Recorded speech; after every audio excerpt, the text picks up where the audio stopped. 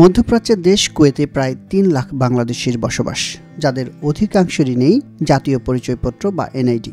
এতে বিভিন্ন সময়ে নানা ভোগান্তিতে পড়তে হয় প্রবাসী বাংলাদেশিদের। আমাদের ছুটিটা খুব কম হয়, আমরা দেশে গেলে হয়তো 1 মাস 2 মাসের জন্য যাই, আর সেই অল্প সময়ের মধ্যে আমাদের এনআইডি কার্ডটা করা অনেক কষ্টদায়ক হয়ে যায়, কারণ অল্প সময়ের মধ্যে আমরা এনআইডি কার্ডটা করতে পারি না।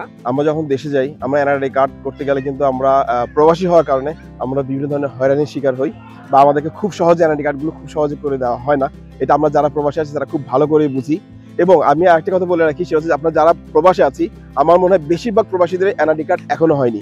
যারা এনআইডি কার্ড করেনি, অর্থাৎ নতুন যারা এনআইডির জন্য বিভিন্ন ভোগান্তি শিকার হই আমরা দেশে অথবা প্রবাসে।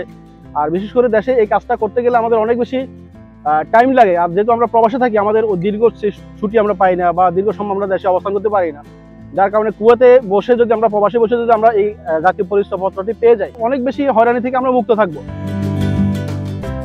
ভোগান্তি থেকে মুক্তি পেতে দীর্ঘদিন ধরে জাতীয় পরিচয়পত্রের দাবি করে আসছেন কুয়েত প্রবাসী বাংলাদেশিরা। অবশেষে অবসান হতে চলছে প্রতীক্ষার। কুয়েত প্রবাসী বাংলাদেশিদের জাতীয় পরিচয়পত্র প্রদানের কার্যক্রম শুরু হচ্ছে 1 মে। আমরা যারা কুয়েতে আছি আমরা অনেক বেশি আনন্দিত যে 1 মে থেকে কুয়েতে এনআইডি কার্ড হতে যাচ্ছে। আমাদের মহামান্য রাষ্ট্রদূতকে অনেক বেশি ধন্যবাদ যে বাংলাদেশ এম্বাসি যারা কুয়েত প্রবাসী আছে তাদেরকে এনআইডি কার্ড করে দেওয়ার জন্য প্রস্তুতি নিয়েছেন, এবং 1 মে থেকে সেই জিনিসটি শুরু হবে। এ বিষয়ে বিজ্ঞপ্তি প্রকাশ করেছে কুয়েতের বাংলাদেশ দূতাবাস। জাতীয় পরিচয়পত্র পেতে প্রবাসীদের করণীয় নির্দেশনা দেওয়া হয়েছে এতে। দূতাবাসের এমন উদ্যোগে উচ্ছ্বসিত প্রবাসী বাংলাদেশিরা। জাতীয় পরিচয়পত্র বিতরণ প্রক্রিয়া যাতে সহজ হয় সেদিকে নজর রাখার আহ্বান জানান তারা। আমরা বাংলাদেশ কমিউনিটি এবং সর্বস্তরের বাংলাদেশি প্রবাসী যারা কুয়েতে আছি, আমরা এই এনআইডির জন্য অপেক্ষা ছিলাম।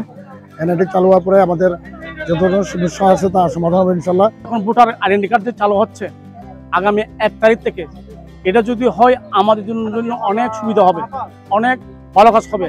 আমরা দেশে গেলে অনেক সমস্যা পড়ে যাই, যারা প্রবাসীরা ব্যবসা বাণিজ্য করতে গেলে, ব্যাংকের অ্যাকাউন্ট করতে গেলে, জায়গা জমিনের কিনা বিক্রি করতে গেলে এবং সাংসারিক অনেক সমস্যা থাকে।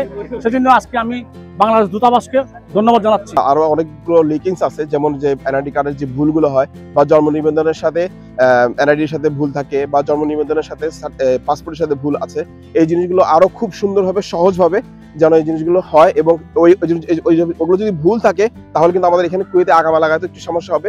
তো বাংলাদেশ অ্যাম্বাসেডরকে আমি অনুরোধ করবো এই জিনিসগুলো একটু খেয়াল রাখার জন্য। প্রবাসী বসে আমরা এনআইডি বানাতে পারবো। বাংলাদেশে গেলে পরে আমি শুনি আমাদের আত্মীয় যারা আছে তারা এনআইডি বানাইতে অনেক ভোগান্তির শিকার হয়। তবে এখানে বসে যদি সুন্দরভাবে যাদের যে পাসপোর্ট আছে সেই অনুসারে যদি সুন্দরভাবে করতে পারে, তাইলে এটা আমাদের প্রবাসীদের জন্য খুবই একটা ভালো। প্রবাসীদের জাতীয় পরিচয়পত্র বিতরণের প্রাথমিক পর্যায়ে আপাতত মিলবে না এনআইডি সংশোধনী সেবা।